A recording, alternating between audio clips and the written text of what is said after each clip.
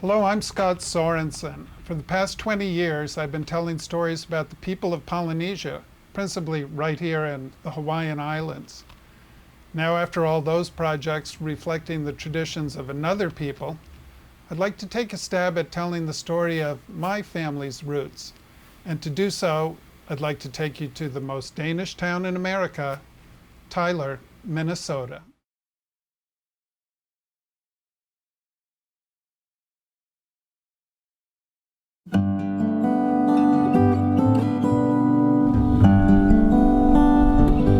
There's a song in my heart from summers long ago spent here in Tyler, Minnesota. I remember well many a day like this. I can still feel the heat on my neck, the chafe sticking down inside my t-shirt as we're catching bales and loading them onto a wagon. We're lucky to find a scene like this in Tyler today. Baling straw in the same old-school method as it was done 50 years ago. Things are changing here in the heartland. I was born in the Twin Cities on an extremely cold January day in 1950. My mom hailed from a small Danish settlement a few hours to the southwest. And that place called Tyler became our home away from home. Lots of cousins, aunts and uncles, barns to play in, animals to ride. It was really heaven on earth for us kids.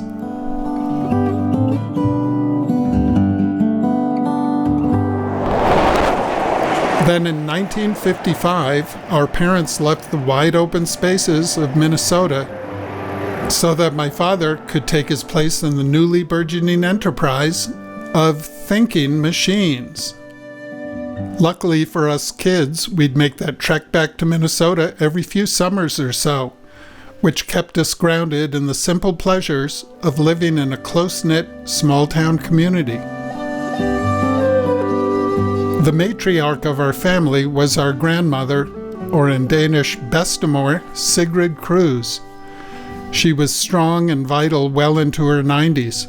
Her quiet and gentle guidance shared volumes of ethics and principles that we cousins barely noticed as it was seeping down into our emerging personalities. Of course, the farm life was all fun and games for us. Sure, it was hard at times, but none of us were planning to make a living by farming. Most of the deeper economic challenges of keeping things going were beyond our comprehension, except perhaps for the threats of hail, infrequent tornadoes, or a summer without sufficient rainfall. Those golden days of summer back on the farm with family and friends in Tyler are deeply etched in my memories and dreams. I haven't had many opportunities to visit Tyler since then, and wonder now just how things may have changed. What future awaits the young people of Tyler today? Will this little Danish town on the prairie make it through another 100 years?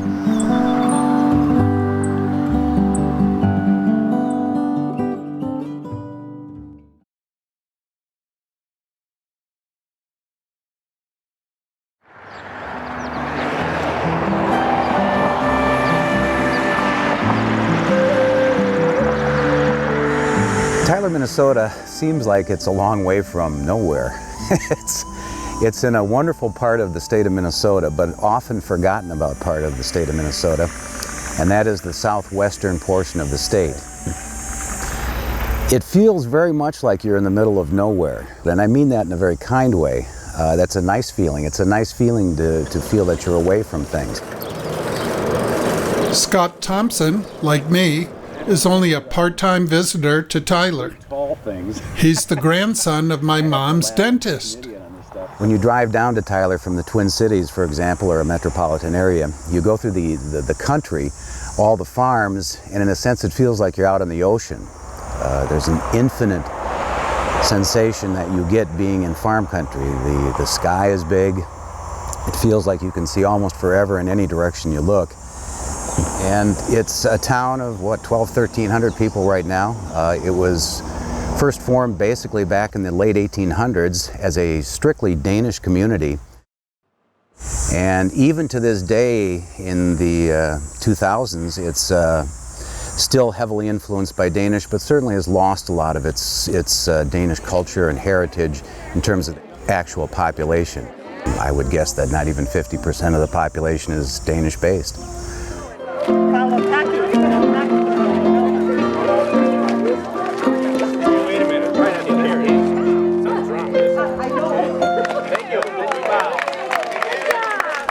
Returning here now after more than 50 years, I find that some things just haven't changed. For instance, the kids of Lincoln County preparing their animals for the annual Lincoln County Fair, now in its 100th year. Well, this whole week is pretty busy for the kids in 4-H, whether they have livestock or not. If they don't have livestock, they might be getting their vegetables ready or finishing up on art projects or framing the photography, any sort of project. But then there's This is Amanda Buell, a graduating senior this year at the local high school. She has one foot in both worlds, the Tyler of yesteryear and the Tyler of today. She's the granddaughter of choir master Agneta Buell, a true keeper of the flame who, among many other things, plays traditional Danish folk tunes for a group of folk dancers in town.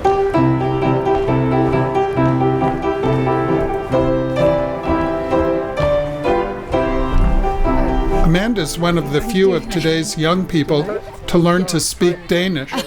Hvad laver du i nat? Hvad laver jeg? I learned from the best, right, Bestemore? She's a youthful reminder that Tyler was a very Danish settlement 100 years ago and remains proud of its Danish heritage today.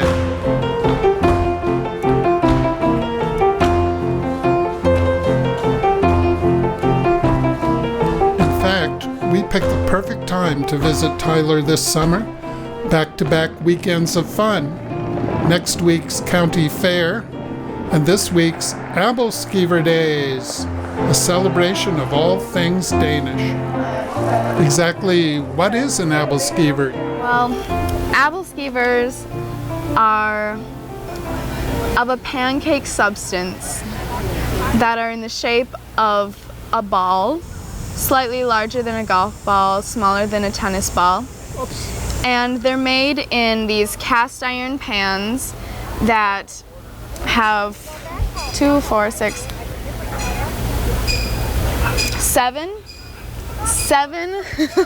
little half circles in them, and you pour the batter in and then you rotate it as they cook, and you eventually get this little fried ball of dough. And if it's done right, it's all cooked all the way through, and so you don't have to worry about the cream filling that some kids think is pudding, but it's really not. It's just uncooked batter.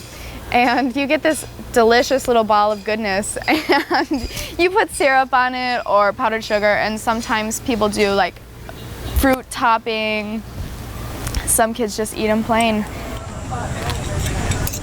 Abelskiver Days is the celebration of Danishness, and why not? I mean, even though half the town isn't Danish anymore, you've got to cling to something, and this is a pretty nice thing to cling to. It's seeing a town take pride in everything they do. It's one of the things I think that happens here that makes it special is you create your own entertainment. If you're in New York, if you're in Minneapolis, if you're in San Diego, you've got entertainment that you buy to see.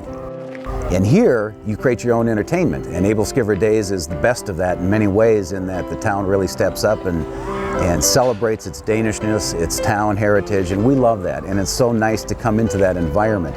It just feels so good to be a part of the pride and the joy of everyone getting together, and it's kind of an annual homecoming, if you will, for the Tylerites, and it's a pleasure to be a part of.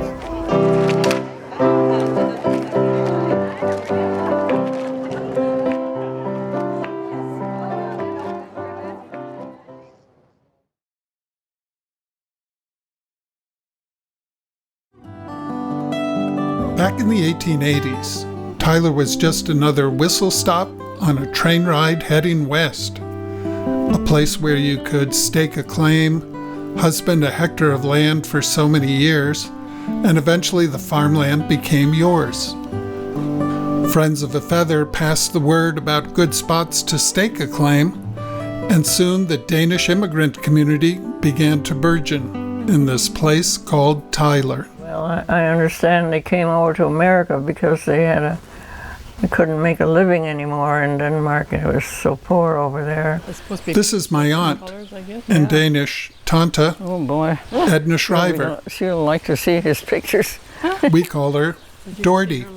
She's one of 7 children, born to my Danish immigrant grandparents. And I guess Minnesota is quite a bit like Denmark in temperature and everything, and that's what they say. But when somebody first started to come here, then others would hear about it, or they'd have their relatives come too, and so on. They'd send word to them to come to Minnesota. This was a safe haven for the Danish immigrants, and we see that in letters from the immigrants who wrote back to their brother, their sister, niece, nephew in Denmark, and said, I know this safe haven in Tyler, Minnesota, where you can come over here and make a new life. They came to America because they wanted something better, and it didn't mean they wanted to recreate Denmark. It just was a safety net for them while they assimilated into America. When we were growing up, my mother and dad lived on a farm 2 miles from Tyler, and we were 7 children, and we spoke Danish. So when we started school, I didn't know anything on English. We had to learn English. We went to a parochial school where we had half a day. The first half of the day was Danish, and that went fine, and the teacher was wonderful. But after we had our noon lunch, I couldn't understand a word she said because we had to learn English and everything was on English. So it was kind of hard, but eventually we learned it. But at home we only spoke Danish. We didn't know anything about language. We just spoke Danish and went to a Danish school and a Danish church. In downtown, the shops were Danish. Everybody spoke Danish. So that's how it was at home, at the house. Here's my mom, Harriet Sorensen, Dorothy's younger sister. Her friends call her Tula. Luckily, my mother knew how to cook Danish food. That's how she was brought up. So we had good home-cooked Danish food. Søsup and Abelskiver and rødgrød and some of these things that we still like. For myself, I am so happy that that happened in my family, because not only do I have the richness of the American culture and all the good things about America, I also have that feeling of the wonderful things that there were in Denmark that my parents and my grandparents shared with me. And we continue those traditions today. Another lifelong Tylerite, one from my generation, is educator and historian Ricky Bly, who lives right next door to the Danish Community Center, which was established by the first Danes in Tyler, a place called Dannebo. The complex of Dannebo began because they wanted to create a folk school atmosphere, for a place for the immigrants to gather, especially the young, probably teenage immigrant that needed to find their place in America. Dannebo was just really our second home. We felt so at ease and involved in the Danish, first of all, the little Danish school, Børne School, which is a children's school. And we liked it. We liked it singing in the Danish language and having gymnastic, go to the gymnasium and have Danish gymnastics, stretching and exercise and some running and some floor mat exercises and so on. You got very limber doing it. And to this day, people can't believe that I can bend over and touch my hands to the floor, which I've always been able to do. Oh, on Friday afternoons it was so nice because the Eventyr man would come. He lived close by. Eventyr, a fairy tale man. And he would recite Hans Christian Andersen fairy tales to us and put so much expression into it. We just loved it. Well, the fairy tale man was my grandfather, and he had come from Denmark. But it was very exciting when he would come to the school. I can hear him telling Rumpelstiltskin, and he would stamp his foot, and Rumpelstiltskin was so angry, and he would just stamp. I thought his foot was going to China. And one time he actually threw an umbrella and way up in the area. He had all the motions and the voice. Yeah, it was a thrill to have him. We took it completely as entertainment, but unbeknownst to us, it must have also inspired us and set good habits and good moral values to us, to help others and be kind to others and make the best of what you have. I think I hadn't really thought about it before, but I think we did get some good things out of it. And then we went to Sunday school, which was also in the Danish language. And then we'd been confirmed in Danish in the Danish church. And I was lucky enough to be also married in that Danish church to a Dane, but this Dane came from another state. I think it was a very good place to grow up and learn about neighbors and other people and how to get along together.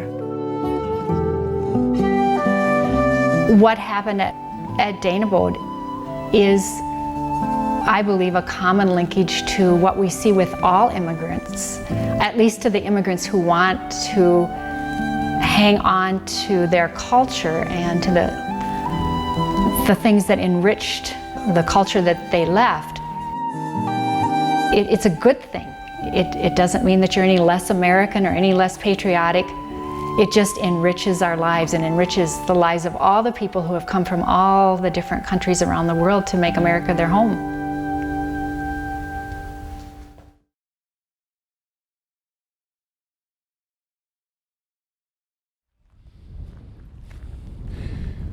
Each year we have Hide the Wooden Abelskiver, and there's a series of clues, usually 4 of them. One is delivered each day. This year's clues happen to center around our railroad tracks, the fertilizer plant, and the clues were designed in that fashion.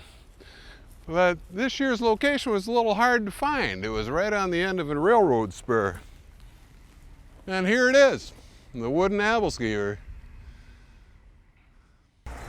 Once again, it is time for our annual celebration, a chase for the skeever of wooden construction.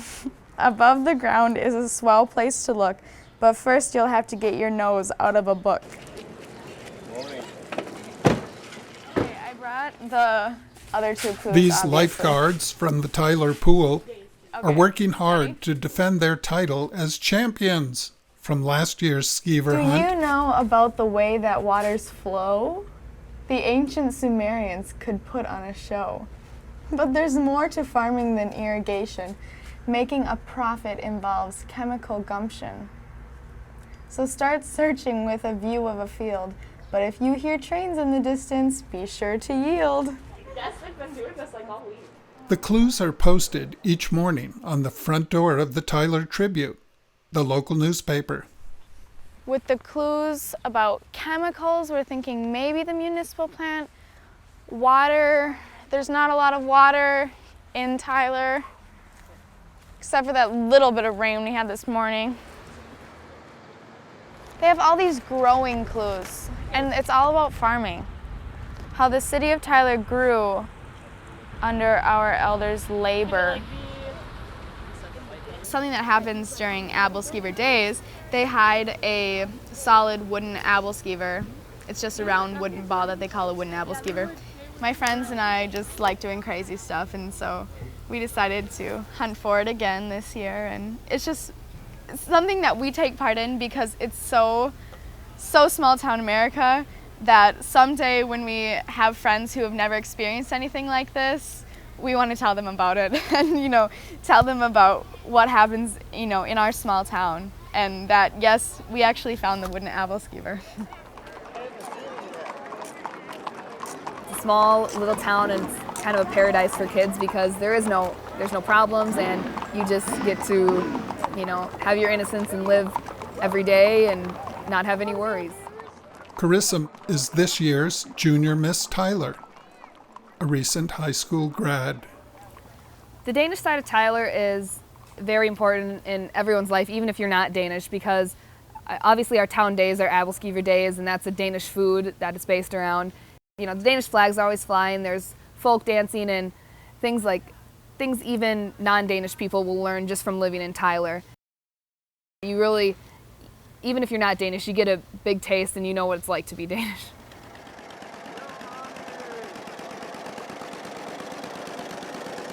Abelskiver Days on Saturday night, there's the main parade, which takes place down Main Street of Tyler. We have a few bands come through, like marching bands. We have a local drum line.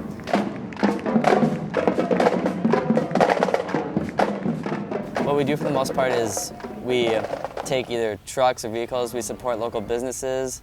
We have floats that kind of like Junior Miss float and whatnot. They throw candy out, which I guess is something special to Minnesota, I hear. It's just kind of another way to just bring the community together and kind of have an enjoyable time.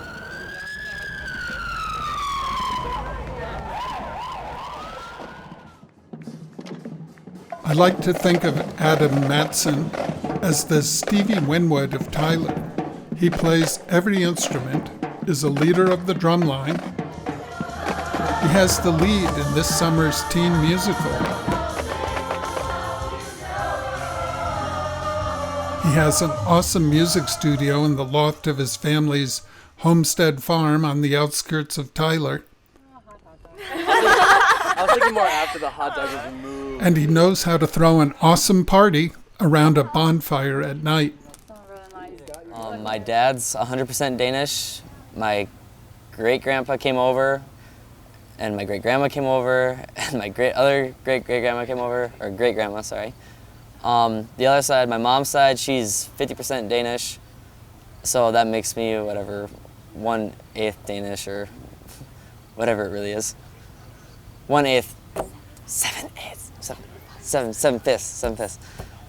I can't, I'm not. 75%. 75, no it's not. Then I said it wrong. What I meant to say is my mom is 50% and 25. Exactly. I don't care. You're a lot, dude. Now about the RTR school system, which is very good at educating our youth. No, we'll keep out of that. I guess when I think of Tyler, I think of just small town America. All the stereotypes about small towns, it's true. It just so happens that Laura Weering lives at the farm next to the one where I spent my summers. This used to be the Bullison place, and it's now home to the hair salon. The thing about, everyone gossips at the beauty shop. My mom's a hairdresser, so she owns a beauty shop, and it's out on our farm. And it is true. Like, ladies just come into the beauty shop and talk about everything they heard. And so as far as people knowing everything about everyone, it's true. What people think about small towns in that aspect is true.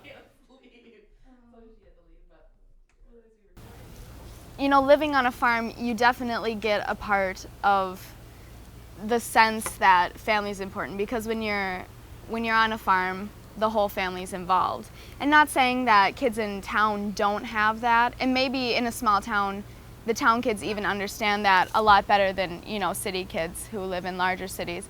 But definitely living in a farm, you get the feeling of working together and hard work.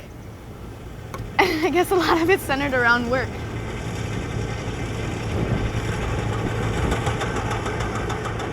Actually, something interesting is, right now we're really in need of rain.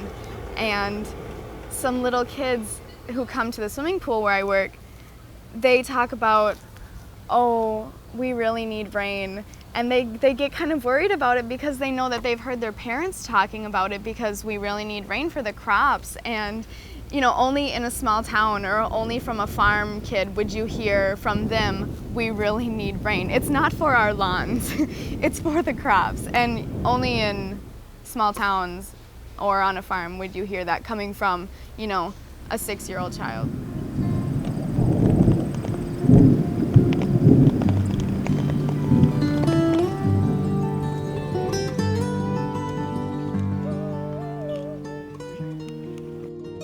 When the rain comes, it is like a gift from God. Honestly, everyone talks about it. Just because everyone's so much happier. The farmers are very pleased, and my dad is happier at work because the farmers who come in are happier, and the farm wives are happy, and the kids are happy because their parents are happy, and it's just a relief instead of all the dry weather, and it feels like you can finally just breathe and be thankful for the rain.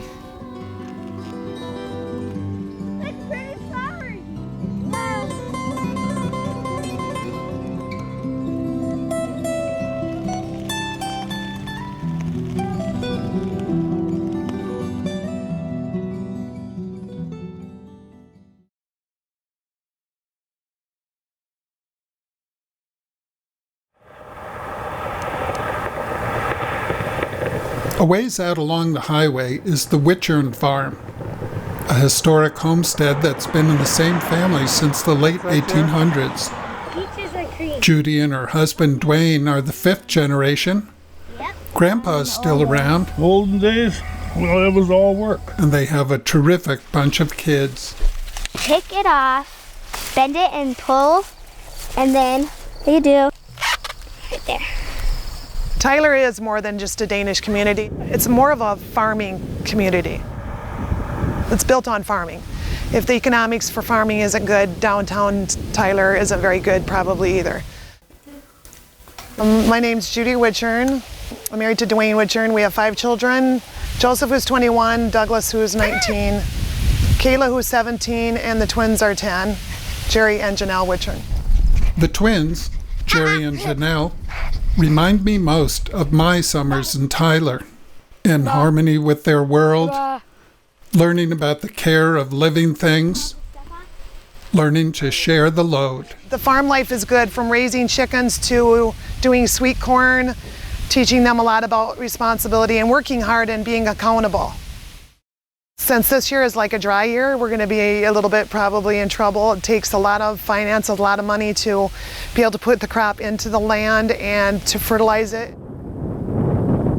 So if we have a really dry year, which we have had this year, I don't know how our yield will be, but it'll be down.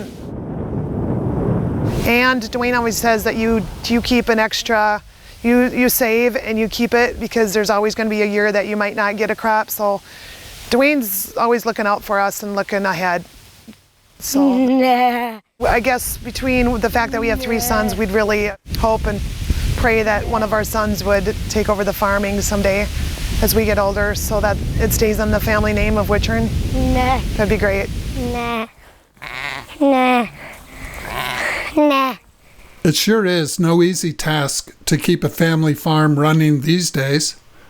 I checked in with my shirt-tail cousin, Karen Kester, for an update on the real estate market. There are quite a few acreages around town that have been abandoned. Acreages are definitely in demand. If we had some that were fixed up and more habitable, I know they would go. It seems everybody wants to get out in the country a little bit.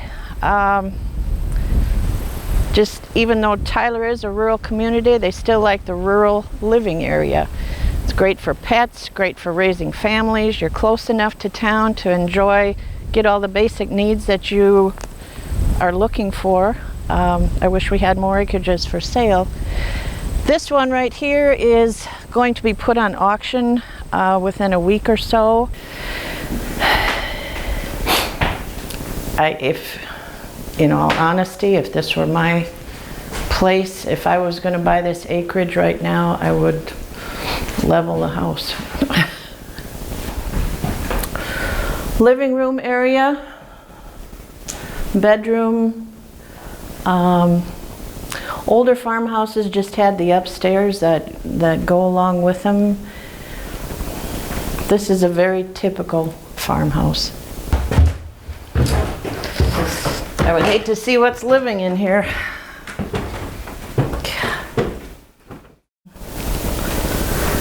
Have ghosts a concern in a place like this, or?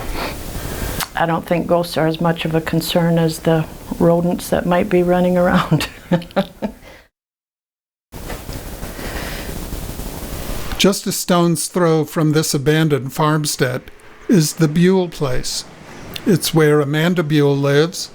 She's getting her entry ready for the Lincoln County Fair, which is coming up in just a couple of days. We're more concentrating on the plant of the health of the entire plant. Now, when I was walking in here earlier, I saw some aphids and some spider mites, and we'll have to take care of that, or else they'll reduce. Here's her dad, Don Buell. We grow grain here for food. These are soybeans. This is a soybean plant. These were planted this spring. This plant right now is flowering, and these flowers will become soybean seeds. This is a cornfield. These corn plants were planted this spring. Each stalk is from a single corn seed, and it's planted in May and harvested in October. And this is the start of a corn ear. And the pollen from this tassel will be shed and fertilize the silk on this ear. And each silk leads to a kernel. And when all the kernels are fertilized, then you'll have a corn ear. Well, when my dad grew up as a teenager on the farm, they did not have very much for mechanical equipment. They farmed with horses.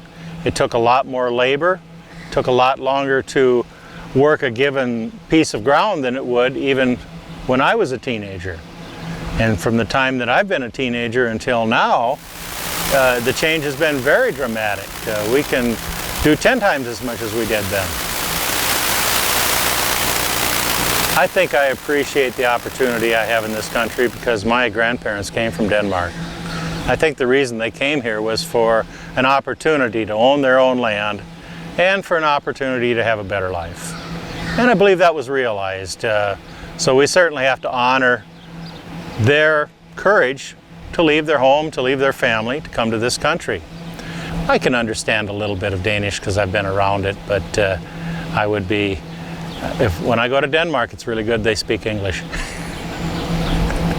At the time I was Amanda's age, we didn't take the time or put out the effort to learn Danish. Sometimes I wish I would have, but it's really, really nice that Amanda has done that with her bestemor, and it's been a very special bond between her and her bestemor. Yeah, it's just something that I'm very proud of, my heritage. I don't know what made me take the most interest in my Danish heritage versus my other heritages. Probably just the fact that it wasn't something novel. It was just so much a part of my life, and I just wanted to learn more of that because I loved all the family traditions we have. We have, we do the nut prize during Christmas where you find the nut in the pudding and whoever gets that gets the prize, and we dance around the Christmas tree and make Abelskiver, and just a big part of that was bestemor. She very much made sure that we had those traditions and kept those traditions alive for us kids to enjoy, and I hope we keep doing that because it's very much something important to me, and I would like to do that with my family.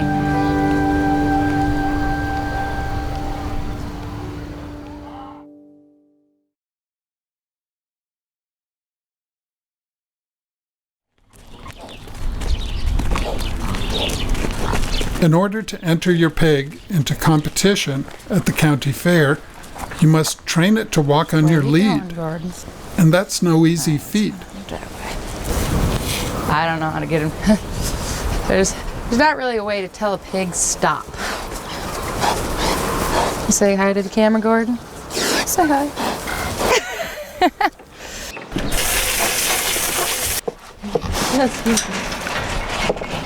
A whole lot of work goes into grooming and all the other preparations. I've never had such clean pigs before washing them the first time. Usually they're all muddy and poopy and...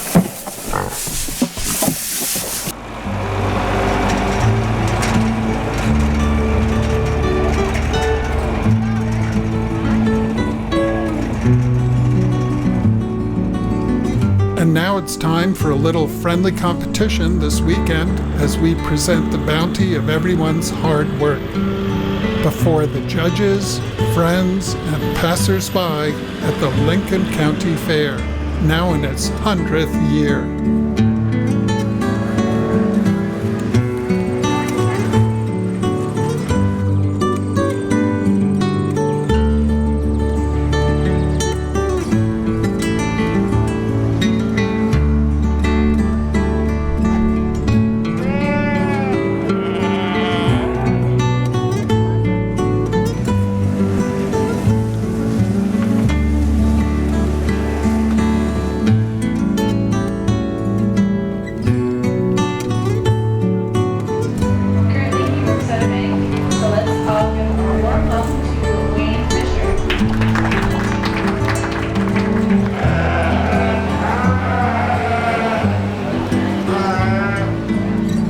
Let's find out who has the best sheep, horse, heifer, hog, evening gown, bouquet of flowers, fresh fruit preserves, and original artwork.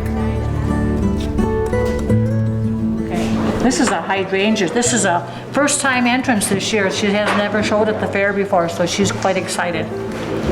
She should be. That's a gorgeous flower. I asked if it bothered her to cut it, and she says, yeah, it really hurt. Like my stargazer, that hurt too. Now here's the thing about the competition at the county fair. It really isn't about who wins and who takes home honorable mention. This is a chance for us to broaden our understanding of how things work and grow. Pretty good. I don't see any problems there at all. The judges are a treasure trove of knowledge and information. What you might want to do is take a clipper and trim that off a little bit as a for showmanship.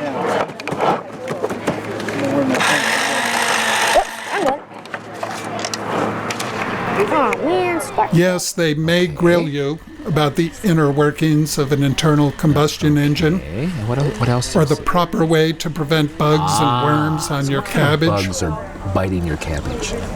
Little moth things. Okay, what color are they?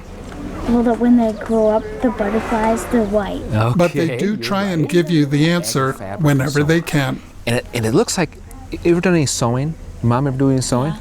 Ever seen that kind of that inside lining of clothing? It looks like that. And in the spring, when you put the new plants out, you just lay that over the top of cabbage, cauliflower, and broccoli, and then secure the sides so it doesn't blow away in the wind. And as the crop grows, this stuff will just grow with it. And actually will cover. The sun shines through, it rains through, but guess what doesn't get through? The bugs. The butterflies. And if you keep the butterflies off the cabbage leaf, they can't lay eggs. And without eggs, there's no cabbage worm. So just for next year, think about that. And smooth. And any sharp edges, if you just sand them, just so people won't snag their clothing on them. Same. See, now feel this. This one's done pretty good.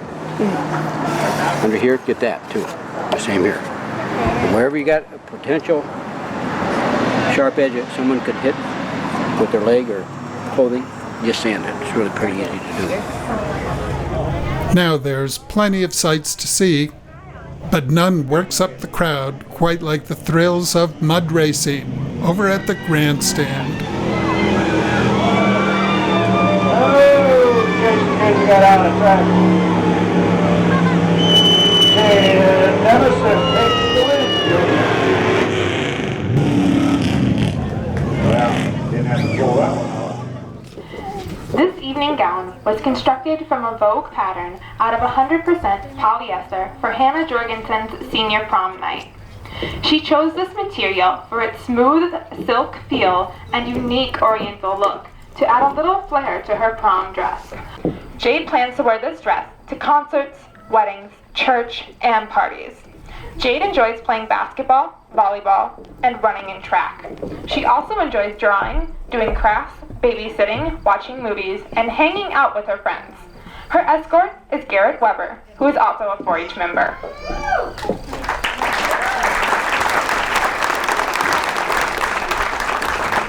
Her entire dress cost her less than $20. What a deal! She wore her dress to prom and also Tyler area's Junior Miss program this summer. Tonight, Laura is escorted by Andrew Carmody, not in 4-H.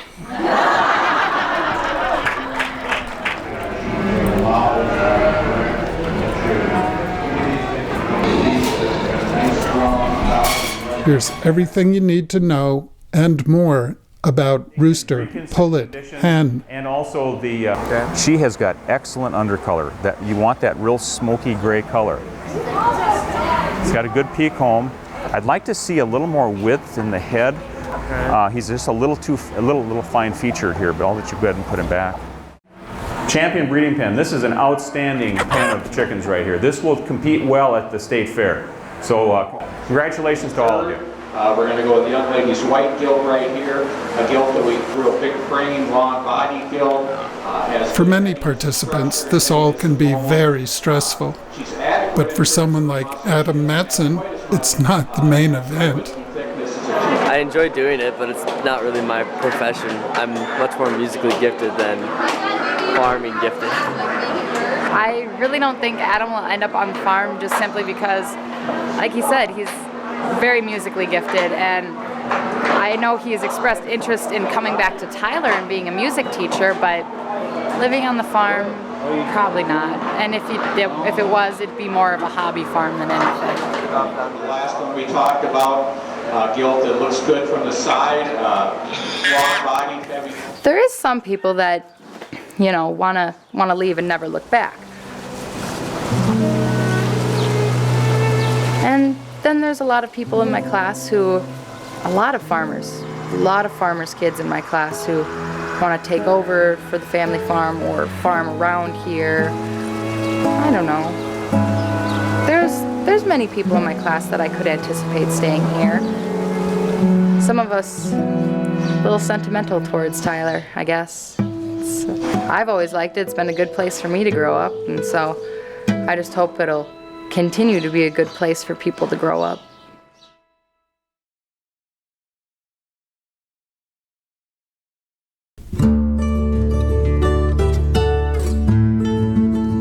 Minnesota is known as the land of 1,000 lakes, and one of them is Lake Benton on the outskirts of Tyler. We spent many a fine afternoon there with Uncle Buster, who was married to my mom's sister Doherty. He had a crackerjack smile and was just a ton of fun for all kinds of adventures. Now I'll have to break it to you easy that Buster was not Danish. And I just had to ask Doherty how it was that she and Bus hooked up way back when. My brother Ralph asked me to go along to a barn dance. That was entertainment those years. They had the barn up in the loft cleared out, and then they'd have somebody come and play that was around in the neighborhood. And so I went with Ralph down there, and then I met this guy who had another girl there, and he come and asked me to dance, and I didn't know him, but I danced with him, and lo and behold, that turned out to be Buster. And then before the night was over, he asked me if I would go with him to another dance, which would be in 2 weeks at another neighbor's place. So I did. And I think we kept dancing after that. One of my great memories of time spent with Buster is heading into town most mornings after the chores were done. We'd drop off the milk at the creamery and then head over to the old Chat and Chew on Main Street for a quick snack and a game of cards called Pepper. Yeah, right behind me is the Chat and Chew building with the tan awning. just to the left of the blackface building there. And when we were kids, Sally and Julius Peterson ran it and had all their kids working in there as well, and that used to be the hangout for most of us. You know, they had all kinds of, well, you name it, pinball and any kind of game in there in the back room, and of course it was more of a soda fountain and ice cream shop those years. But economic development now owns the building that was the Chat and Chew. One of the town fathers is Greg Peter, president of the Citizens Bank.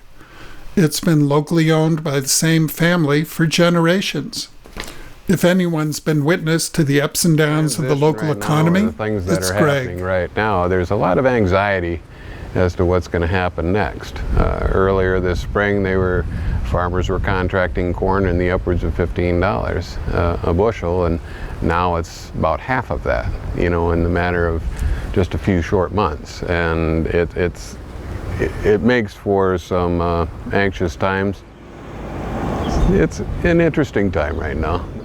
Today, all the actions moved up Tyler Street all the way to the highway. And the game of choice has changed from pepper to dice. Never were very good, were you? Thanks, Don. You'll find a good game most mornings now at the gas station. The closest thing to the menu of the old Chat and Chew is across the street at the log cabin. Hearty meals and good company. I always kind of wondered about those nissamon you see all over the place. We had some back home in Connecticut too. So I asked the town historian of sorts, newspaper editor, Chuck Hunt. I think there's one right here actually. We have him holding a newspaper. He's a nissamund. The nissamund, the story goes that there's one that lives in every business, one that lives in every home, and if you treat them nice and with respect, then they will bring you good luck. And if you don't, then you're not going to have good luck. And so it's kind of a good luck thing to have a nissamund around in Denmark, and we do it here also. In Minnesota, there's over 400 weekly newspapers, and it's one of the bigger states for that. Towns in Minnesota feel it is important to have a newspaper as their focus. They have for years. This is the Abelskiver issue, for instance. On our front page even, we start listing, it's the entire schedule, what's going on, when it is going on, and we even go so far as to list who's going to work at Abelskiver Days on what shifts.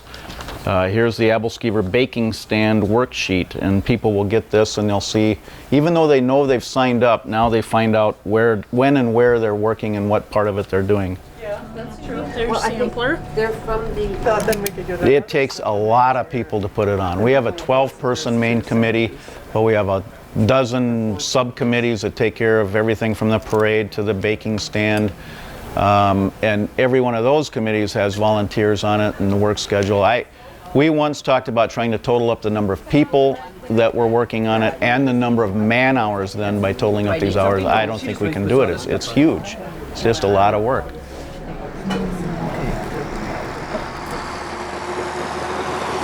Tyler celebrated its 100th anniversary back in 1987, so we're actually working up to our 125th. And 100 years ago, it was just, you know, unsettled. It was a place to come, get a fresh start in life, get a fresh look, do something new.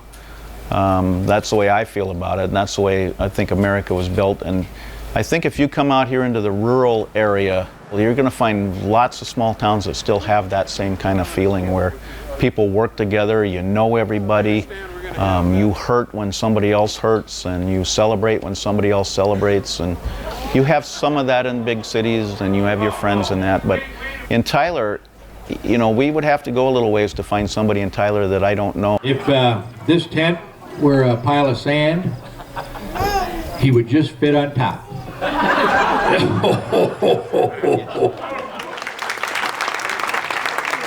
Some kids stay here. Some kids find opportunities. They work here. You know, I can name a lot of them, but a lot of them go off to college and don't come back. I mean, they're gone basically. And my 3 kids are examples of that. None of my 3 live here. They all went away to school. They're all living in other towns, other places, looking for opportunities. I don't believe that Tyler will change all that much. I mean, we are growing, but it's kind of a very slow process. I really don't think it's going to be a boom by any means. I think we're just going to kind of keep gradually growing. There'll still be farmers. We'll still have the very close-knit community. It's just, I can't imagine Tyler being anything else than what it is. It's a small school and it is a small town, so it really just depends on, I don't know, the economy of the whole world. If Tyler will grow, I don't, yeah. You don't have a crystal ball. Right. Eventually, I would suppose Tyler will be like all the other small towns and eventually may succumb to the pressures of the big city, and we're going to fight it as long as we can, however. But our crops are looking good in this area, and the weather has been cooperative, and so things are so far shaping up and looking pretty fair.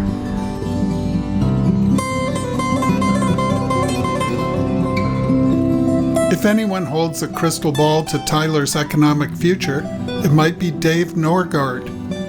He's a local prominent advocate for alternative energy. And yeah, that's one thing I noticed quite different now. Everywhere you turn, you see wind turbines popping up along the horizon. Lucky for Tyler, it's located along the Buffalo Ridge of western Minnesota. On Buffalo Ridge, we have a wonderful wind resource, the best wind resource in the upper Midwest. And since we have that resource, many turbines, over 850, have been installed on Buffalo Ridge to date, accumulating more than approximately 1,000 megawatts of electricity generated and put into the electrical grid in the upper Midwest.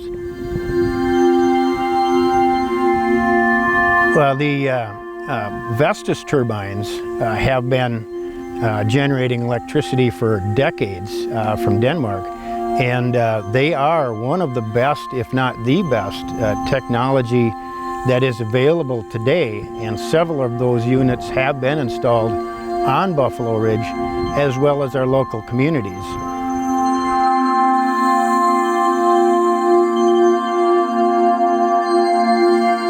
We have more opportunity for youth today to come back to this area and get technical training and work in the wind turbine related areas than have ever existed previously, and these are very good economic opportunities for youth.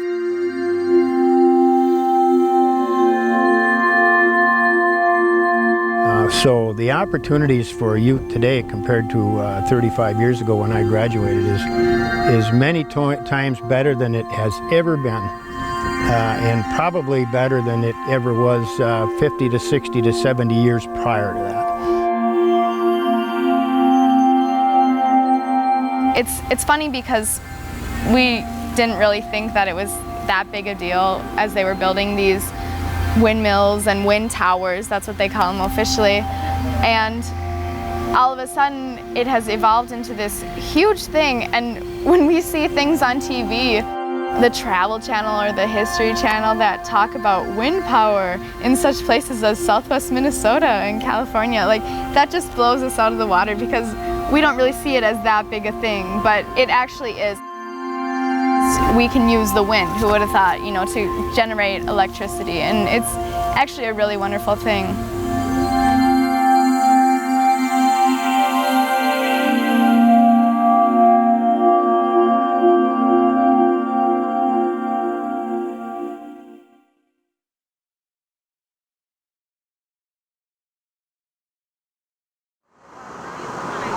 Here's one more thing about the Danish side of Tyler.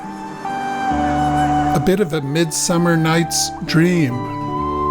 For the longest time, I heard tell of the legend of Alva, a Danish opera staged at Dannebo in the summer of 1931. Here's a living witness, my godmother, Ellen Jewell. Yeah, it was 1931 or 32, I think, when they put on that big production right here, outdoors, It was good it didn't rain, but the bleachers were set up and there was a little house that was built and a little bridge I can remember right here in the woods. It was a huge production. Many, many people were in it because there were adults that were dancers and characters, and the children that I wished I had been old enough to dance with danced. They're pretty costumes, so.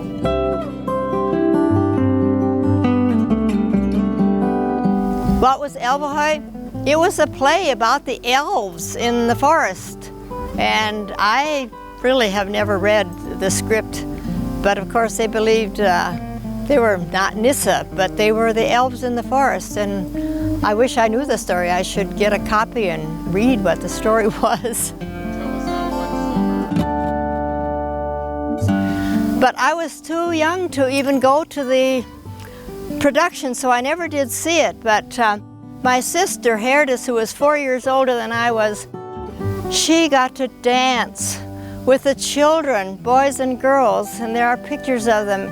And the girls had little long organdy dresses with sashes, and oh, I just wished I was old enough so I could have danced, but I couldn't. But for years, that little organdy dress lay in a linen closet in the hallway in our house, and I would go in and look at that dress and hold it up to me and be so sad.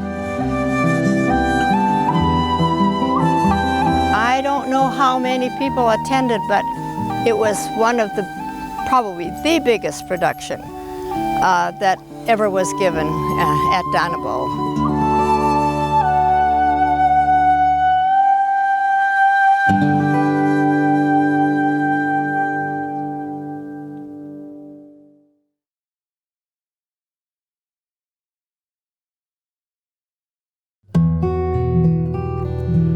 Well, it's almost time to say so long to Tyler for yet another summer. And just as seasons pass, so do our friends and family.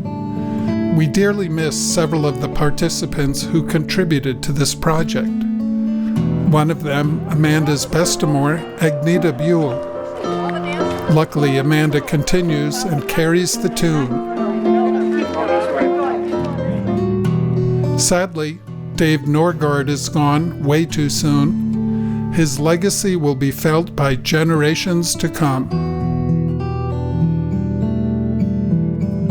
Just last summer, my Tante Dorothy passed on. She was like a second mom to me.